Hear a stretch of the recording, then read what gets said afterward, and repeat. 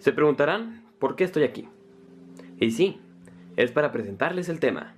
Hola, buenos días. Nuestro equipo está conformado por Manuel Treviño y Grisel Telles.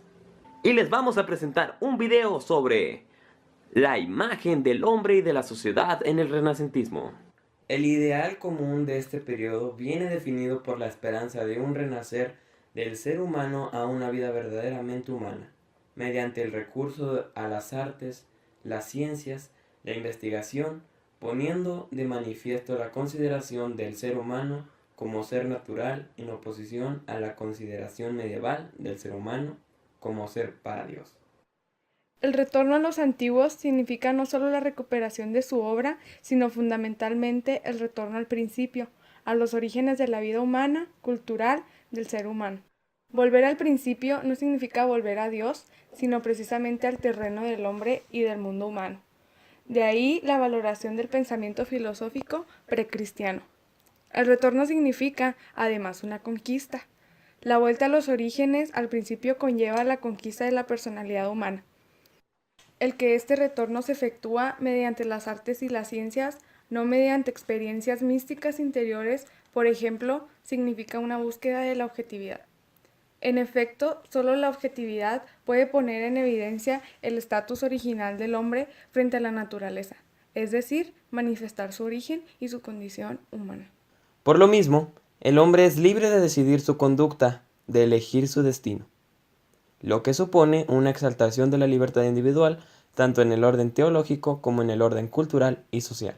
Tipos de filosofías que se tenía en ese tiempo. Número 1. El platonismo es una doctrina filosófica cuyo desarrollo correspondió a los discípulos de Platón.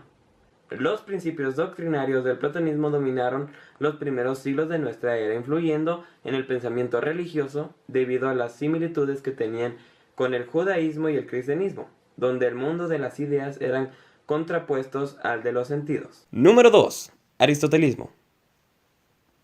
Su filosofía se caracteriza por ser un movimiento filosófico y científico basado en la experimentación, concepción revolucionaria, en un panorama filosófico determinado por la ciencia del mundo exterior y la cosmología. Creó un concepto de la sociedad, de la realidad y del hombre totalmente diferente. Enfatizó la transformación de su sociedad política que afianzó la libertad democrática en su obra Las Constituciones de Atenas, ya que vislumbró que la democracia terminaría por derrotar al totalitarismo. Número 3. Estoicismo.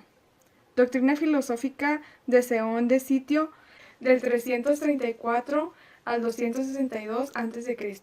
y de su escuela fundada por él en Atenas hacia el 300 antes de nuestra era, y fue conocida en su tiempo como la escuela del pórtico o la Stoa sin más, de donde deriva el término estoicismo. Sus doctrinas de carácter eclético se organizaban en torno a 3 disciplinas fundamentales: la lógica, la física y la ética, a la que consideraban la cima del saber, que concebían orientando pues hacia la vida práctica moral del ser humano.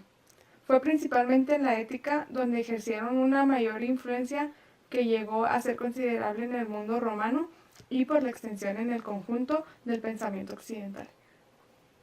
Número 4. El naturalismo.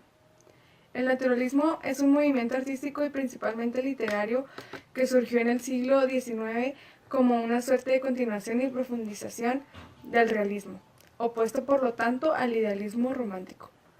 Este movimiento se caracterizó por una visión artística más apegada a la realidad objetiva y sobre todo comprometida con el retrato de las clases sociales más desfavorecidas, cuyos problemas pretendían explicar mediante una visión racional, científica y desprovista de moral.